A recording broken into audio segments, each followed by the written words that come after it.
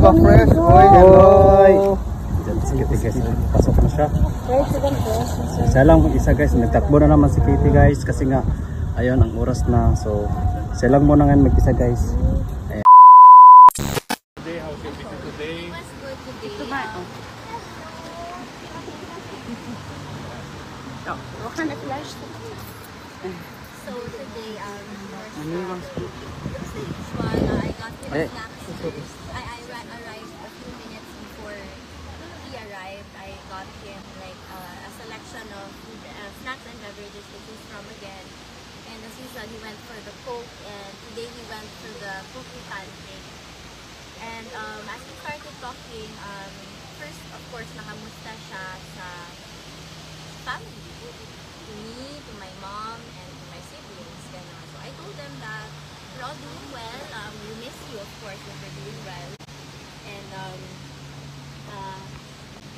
And then I threw the question back. Okay, how about you? How are you? He said he's fine, and he reassures me that everything is okay because ever since he's had a very stoic and accepting mentality towards everything that is happening.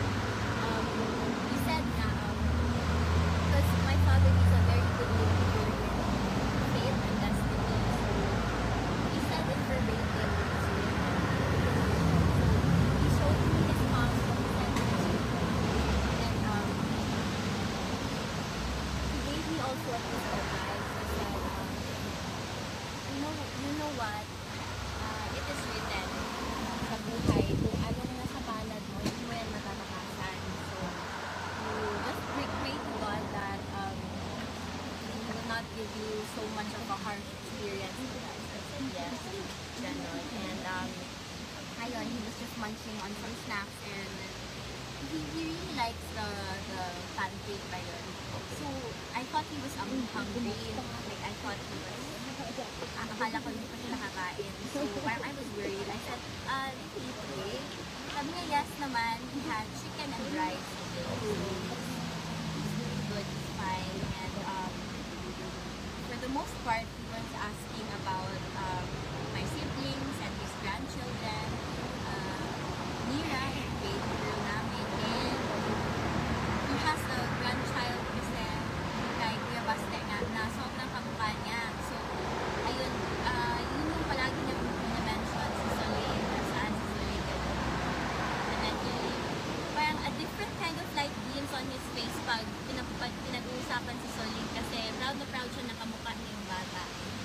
So, ayun, he was happy to hear all of that today and he was happy to see me and anong araw ba ngayon?